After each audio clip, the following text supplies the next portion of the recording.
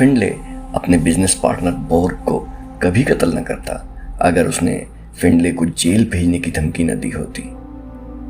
بورگ کھانے کی میز پر استعمال ہونے والی چاندی کے اعلیٰ قسم کے ظروف اور کٹلری بڑے فخر کے ساتھ اپنے ملک ڈنمارک سے درآمد کیا کرتا تھا، اور اسے اس بات پر بھی بے حد فخر تھا۔ البتہ اس کے علم میں یہ بات آ گئی تھی کہ اس کا پارٹنر فنڈلے ان برتنوں میں پیتل کے سستے ظروف شامل کر کے فروخت کر دیتا ہے اور سارا منافع خود ہڑپ کر جاتا ہے۔ اس نے کئی بار فنڈلے کو متنبہ بھی کیا تھا کہ وہ اپنی اس حرکت سے باز آ جائے، لیکن فنڈلے نے اس کی سرزنش پر کوئی دھیان نہیں دیا تھا۔ اس وقت فنڈلے کے ذہن کے کسی گوشے میں تشدد کرنے کا کوئی گمان تک نہ تھا۔ جب بورگ نے رات کے 1 بجے اسے ان کے دفتر میں طلب کیا تھا، بورگ کام کے اوقات کے سلسلے میں ہمیشہ سے متنوع مزاج ثابت ہوا تھا، اس لیے رات کے 1 بجے بورگ کے طلب کیے جانے پر کوئی تشویش یا پریشانی لاحق نہیں ہوئی تھی۔ اس وقت پوری عمارت میں صرف وہ دونوں ہی موجود تھے۔ فنڈلے لفٹ سے نکل کر خراما خراما چلتا ہوا دفتر میں داخل ہوا۔ اس کا بریف کیس اس کے ہاتھ میں تھا۔ ایسی کیا بات ہے جو تم نے مجھے اس وقت بلوا لیا ہے؟ کیا صبح تک انتظار نہیں کر سکتے تھے؟ اس نے بورگ سے کہا۔ نہیں، بورگ دھاڑا۔ بورگ نے اسے بتایا کہ اس کے ملک ڈنمارک میں اخلاقی آزادی اس حد تک ہے کہ ہر کوئی بے لباس گھوم پھر سکتا ہے۔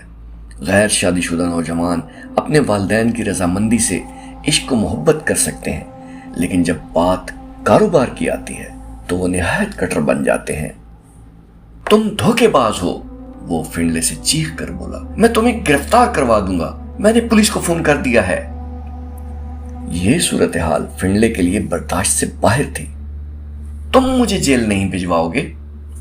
فنڈلے آپے سے باہر ہوتے ہوئے چیخا اور اشتعال کے عالم میں اپنے سامنے رکھے میز پر پڑا ہوا لفافہ چاک کرنے والا سٹیل کا تیز دھار باریک نوک والا چاقو اٹھایا اور بورگ کے سینے میں گھونپ دیا۔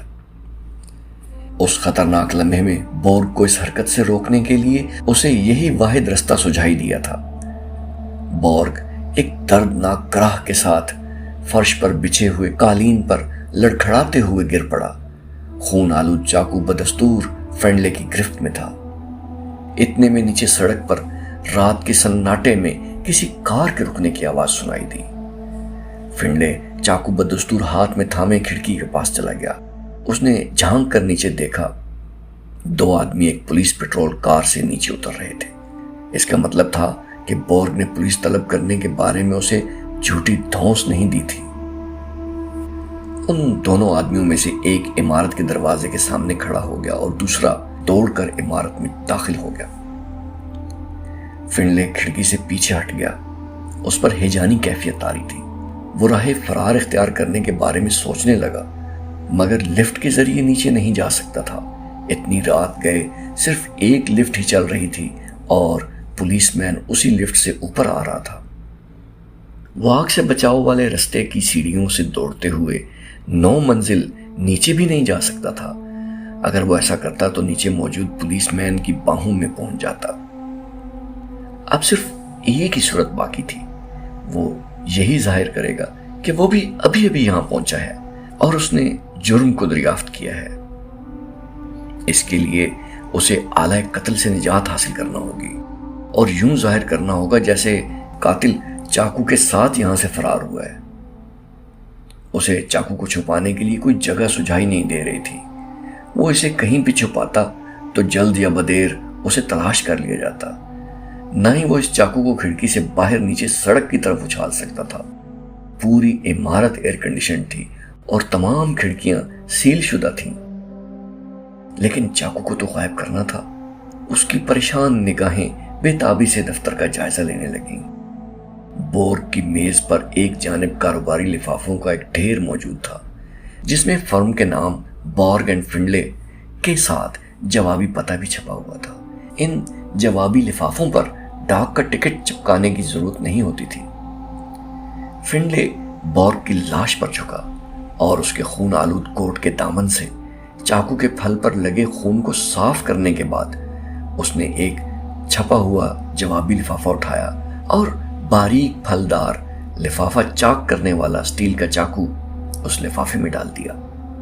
لفافہ چاقو کے سائز کے عین مطابق تھا۔ اس نے لفافے کے فلپ پر زبان پھیرتے ہوئے اس کی گوند کو گیلا کیا اور لفافہ بند کر دیا۔ پھر وہ تیزی سے کمرے سے نکل کر باہر کوریڈور میں آ گیا۔ لفٹ کے اوپر آنے کی آواز نزدیک آتی جا رہی تھی۔ فنلے نے بند لفافہ ڈاک نیچے تک لے جانے والی پھسلون ڈھلوان میں ڈال دیا اور پھر پلٹ گیا۔ تب اس کی نگاہ بساختہ بورگ پر پڑی جو ابھی مرا نہیں تھا۔ وہ فرش پر کھسکتا ہوا دروازے کی دہلیز پر آ گیا تھا۔ اس کا آدھا دھڑ باہر راہداری میں تھا اور اس کی پتھرائی ہوئی آنکھیں فنلے پر جمی ہوئی تھیں۔ اتنے میں لفٹ کا دروازہ کھلا اور پولیس مین نے راہداری میں قدم رکھتے ہوئے ان دونوں کو دیکھ لیا۔ فنلے کا دل تیزی سے دھڑکنے لگا۔ وہ پرجوش لہجے میں بولا، میں فنلے ہوں، میں ابھی ابھی یہاں پہنچا ہوں، میرا پارٹنر زخمی ہے۔ پولیس مین فرش پر پڑے بورگ کی جانب لپکا اور اس کے خون آلود لباس کو دیکھتے ہوئے بولا، یہ چاقو زنی کا واقعہ لگتا ہے، چاقو کہاں ہے؟ بورگ نے اپنی کپ کپاتی انگلی اٹھا کر فنلے کی جانب قصوروار ٹھہرانے کے انداز میں اشارہ کیا۔ اس کے حلق سے لڑکھڑاتی آواز نکلی، بریف کیس۔ فنلے کمرے سے باہر نکلتے وقت اپنا بریف کیس ساتھ اٹھا لایا تھا تاکہ یہ ظاہر ہو سکے کہ وہ خود بھی ابھی ابھی یہاں پہنچا ہے۔ وہ حیران نظروں سے بورگ کو دیکھنے لگا۔ یہ کیا بڑبڑا رہا ہے؟ اس معاملے سے تو اس بریف کیس کا کوئی تعلق ہی نہیں ہے۔ لگتا ہے کہ مرتے ہوئے بورگ کا دماغ بالکل بھی کام نہیں کر رہا۔ پھر بورگ کے حلق سے خون کی کلکل کی سی آوازیں آنے لگیں اور وہ فرش پر ڈھیر ہو گیا۔ یہ مجھے دو، پولیس مین نے فنلے سے کہا۔ فنلے نے مسکینی کے ساتھ اپنا بریف کیس پولیس مین کی جانب بڑھا دیا۔ اندر چلو، پولیس مین نے دفتر کی جانب اشارہ کرتے ہوئے کہا۔ اندر جانے کے بعد فنلے دفتر میں بیٹھ گیا اور پولیس مین فون پر مصروف ہو گیا۔ منٹوں میں پولیس کی مزید نفری بھی آ گئی۔ ان کے ساتھ ایک ایمبولنس بھی تھی۔ ایمبولنس کے ڈاکٹر نے بورگ کا معائنہ کرنے کے بعد اس کی موت کی تصدیق کر دی۔ اتنے میں پولیس آفیسر میکلن بھی آ گیا اور اس نے تحقیقات کا چارج سنبھال دیا۔ پولیس کی تحویل میں موجود فنلے کے بریف کیس کا تفصیلی جائزہ لینے کے بعد اس میں سے کوئی کارآمد چیز تو برآمد نہیں ہوئی۔ چند اہم کاروباری کاغذات کے سوا بریف کیس میں اور کچھ نہیں تھا۔ پھر پولیس نے پورا دفتر کھنگال لیا لیکن آلہ قتل تلاش کرنے میں ناکام رہی۔ لگتا ہے قاتل اس آلہ قتل کو اپنے ساتھ لے گیا ہے، انسپیکٹر میکلن نے سر ہلاتے ہوئے حتمی انداز میں کہا۔ اب تم بھی جا سکتے ہو مسٹر فنلے۔ فنلے نے سوچا کہ ڈاک کو لے جانے اور پھر اس لفافے کے ڈاک سے واپسی میں 24 گھنٹے کا وقت لگ سکتا ہے، اس لیے کہ ڈاک کا نظام قطعی غیر یقینی ہے۔ البتہ ایک بار جب لفافہ چاک کرنے والا چاقو ڈاک کے ذریعے واپس اس کے پاس پہنچ جائے گا تو پھر وہ اطمینان کے ساتھ اسے اپنی مرضی سے ٹھکانے لگا دے گا۔ اگلے روز وہ اپنے دفتر میں چلا گیا۔ اب سلور ویئر کا پورا کاروبار اس کے ہاتھ میں تھا۔ وہ خوش دلی کے ساتھ اس کاروبار سے لطف اندوز ہو سکتا تھا۔ دفتر کے دروازے کا تالا کھولنے سے پہلے اس نے ڈاک کا تھیلا جو اس کے دروازے پر رکھا ہوا تھا اٹھا لیا اور تالا کھول کر اندر داخل ہو گیا۔ اپنی کرسی پر بیٹھنے کے بعد اس نے ڈاک کا تھیلا اپنی میز پر الٹ دیا۔ وہ اپنی ڈاک چھانٹنے لگا۔ تب اس کی نظروں میں وہ جوابی لفافہ آ گیا جس میں اس نے لفافہ چاک کرنے والا چاقو چھپایا تھا۔ اس نے وہ لفافہ اٹھا لیا۔ لفافے میں موجود چاقو کے خاکے کو محسوس کرتے ہوئے اسے قلبی اطمینان ہونے لگا۔ پھر اس نے لفافے کا فلپ کھولنا چاہا۔ اتنے میں اس کے دفتر کا دروازہ ایک جھٹکے سے کھلا اور پولیس مین میکلن اندر داخل ہوا۔ اس کے ہمراہ کرخت چہرے اور کثرتی جسم والا ایک پولیس افسر بھی تھا جو فنلے کو کینہ توز نظروں سے دیکھ رہا تھا۔ یہ میں لے رہا ہوں، इंस्पेक्टर मैकलिन ने फिनले के हाथ से लिफाफा चपटते हुए कहा। इस दौरान लिफाफे का फ्लिप खुल चुका था और लिफाफा चाक करने वाले चाकू का फल नुमाया दिखाई दे रहा था।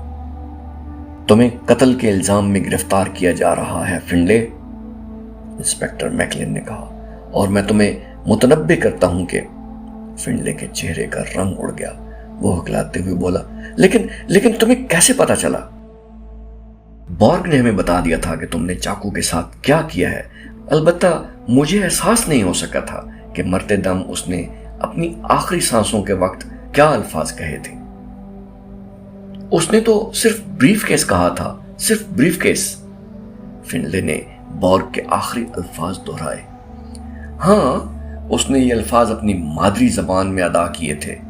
गुज़श्ता शब जब मैं अपने एक डैनिश दोस्त से डैनिश जबान का दर्स ले रहा था तो तब मेरी समझ में आया कि तुमने आले कत्ल डाक नीचे पहुंचाने वाली ढलान से खिसका दिया है। क्या मतलब? फिनले ने हैरत से पूछा। बॉर्ग ने हकीकत में ब्रीफ केस नहीं कहा था, उसने अपनी मादरी जबान में ब्रीफ केस कहा था और डेनमार्क की जबान में यह लफ्ज लेटर बक्स के लिए इस्तेमाल होता है।